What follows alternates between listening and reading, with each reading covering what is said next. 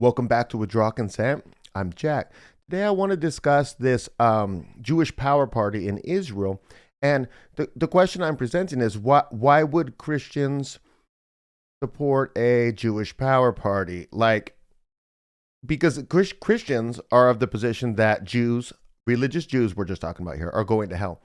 And when you say it's a Jewish power party, I'm talking about the religious group, and it's inconceivable that Christians would support this type of group. Okay, so now let's talk about this. I'm not talking about the Likud party. The Likud party in Israel is Benjamin Netanyahu's power, but basically, we had the previous episode, which I'll put a link to in the description below, where we talked about where the ideology of the Jewish power party today came from, which was from Mir Kahana, who, the guy that got assassinated in the last episode.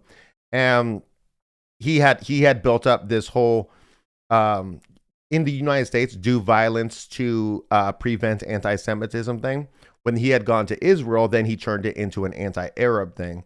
And then he was killed. But his ideology lived on, though different, and we'll explain how it's different in a little bit. But this is the fundamental idea of this Jewish power party, okay? So basically so this is not the Likud party, but what's going to happen in this story a little bit later on, which is why this is relevant, is that Benjamin Netanyahu is going to not be able to retain power. So he has to make an alliance. And the only people he can get to ally with him are the Jewish power party, which will push him over the top. And that's why he's in power now, is because of these people.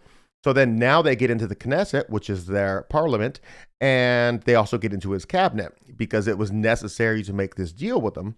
So basically, Christians in the United States who support Israel and their policies of the Netanyahu government are also supporting the Jewish power party. And I just think that is just an incongruity that's inexplicable. If they just knew, to a degree, if they knew what was going on, if they were more informed, they would just say, no, we can't support an Israel led by Netanyahu with the Jewish power party, who are very terroristy, we'll say. And we'll get into that, I got a lot of resources below if you're interested in reading more about this. There's 4 articles, and then there's just a 2-minute YouTube video that's interesting from an Israeli news where it's admitting that without that, during the election, without that, the Likud and then the Jewish power party coming together, that Netanyahu would not have won. And then I got an 11-minute Vice video that breaks down the whole party. Very interesting stuff. So the first, okay, well, let's talk about a little controversy. Okay, so the name of the party is called Otzma Yehudit, and I'll put that on the screen so you can see it because, obviously. And so it started out named Otzma Yisrael, and basically it meant strength for Israel or strong Israel. Then they changed, so that would indicate that they had a national ideology behind them. They changed it to Jewish Power Party because there are Arab citizens who are not in the West Bank, they're just in Israel general, who are citizens, and there's even one on the Supreme Court of their land. And so they're excluding those because they're Arabs by changing the name to Jewish Power. Now it can also be translated as Jewish Strength, which I don't think is too far-fetched just to call it Jewish Power, because it's translated Jewish Power or Jewish Strength. Because if I had a party called White Power, and then you were like, well, that's terrible, you can't do that, right? And I'm like, okay, well, it's actually White Strength. I don't think people would just be okay with it. I think they'd still be like, oh man, that's pretty wild, So I'm just making you aware of the controversy, and I think if I use Jewish Power, or if you see anybody else doing it, I don't think that is being disingenuous, especially if they've explained to you what I've just explained to you. Let's talk about the ideology of this party. This is going to be from the Jewish Virtual Library, which I use a lot. It's a Jewish source. It says, the party is considered to be religious Zionist, Kahanist, which we talked about in the previous episode, ultra-nationalist, and anti-Arab. The party platform calls for the annexation of the West Bank and for complete Israeli rule between the Jordan River and the Mediterranean Sea. The party opposes the creation of a Palestinian state, advocates the cancellation of the Oslo Accords, and wishes to impose Israeli sovereignty over the Temple Mount. The party also advocates increased Jewish history education in all elementary schools to deepen Jewish identity in students. The party opposes freezing construction of Jewish settlements, releasing terrorists, or negotiating with the PA, the Palestinian Authority. It also calls for the deportation of Arab extremists. So basically, they tried to get seats in 2015, and they failed. And then they made an alliance in 2019 that if they got enough votes, they were allowed to get 2 seats. People who would take those seats in the Knesset, their parliament, is Michael Ben Ari and Itamar Ben Gvir. So they get those 2 seats. Okay, so let's see what this Ben Ari character is known as a provocateur who has called left-wing NGOs traitors that must be oppressed at any cost, internal bacteria, and enemies of Israel. Dror Liba also noted that he has clashed with Arab MKs, participated in a memorial service for Mir Kahana from the last episode, and disseminated a poster with the photo of Supreme Court justices wearing keffiyehs. Then we go to Ben Gvir. He's a lawyer who has represented Jewish terror suspects and Jews accused of vandalism of Arab property. He is also a former Catch activist, which is the party of Kahana, who has been convicted of incitement to racism, support of terror organization, rioting, and hindering a police officer in the line of duty. So that conviction was in 2007. And so both of them got a seat in 2019. And then what happened is it took 5 elections to get everything settled. And Netanyahu couldn't get enough power so that he had to make this final deal with the Jewish Power Party so that he could, and then he ended up with 64 seats in the Knesset out of 120 total. But it's a thin margin. And so the thin margin is reliant on these Jewish power people. So this Ben Gvir character, I got 2 whole articles down there in the description below if you want to check them out. But also like this guy is just trash. In one of the videos below, the Vice video, there's a scene where some Israelis are standing on one side and there's Arabs on the other side. And basically they're filming this and they're filming it right next to Ben Gvir. And somebody throws a rock from the Arab side. So he pulls out his sidearm and they're like, Itamar, what are you doing? And he turns the camera and he says, they throw rocks, we're going to fire at them, you know? This is the kind of guy he is. Now, this is a terrible idea because you got a whole mob over there and you have a pistol and you're just going to just fire into the crowd?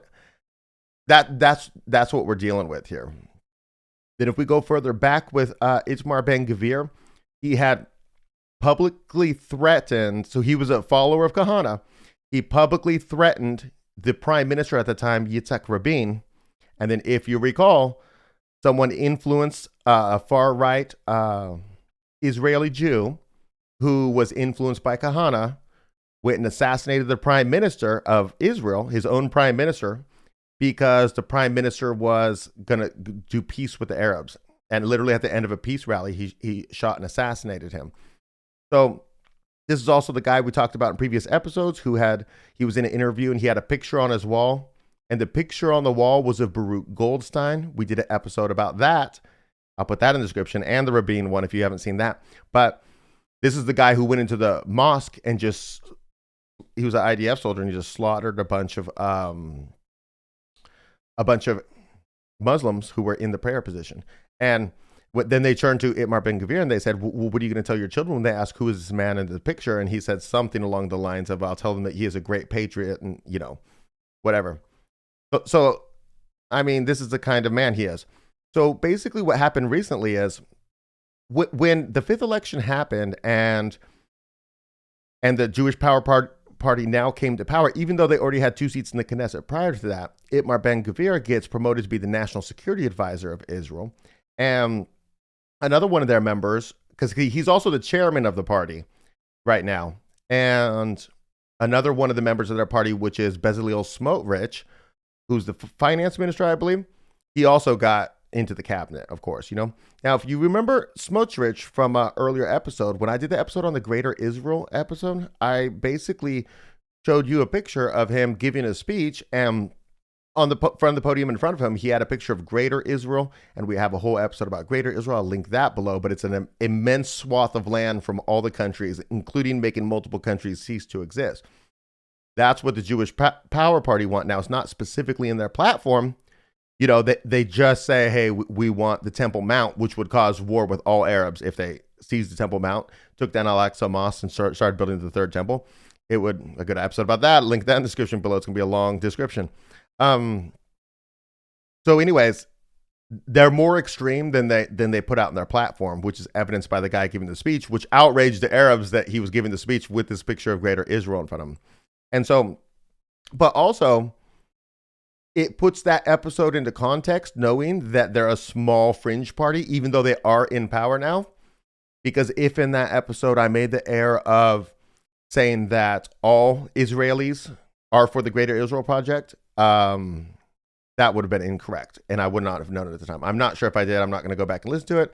You can see and roast me in the comments on that one if I did make that mistake.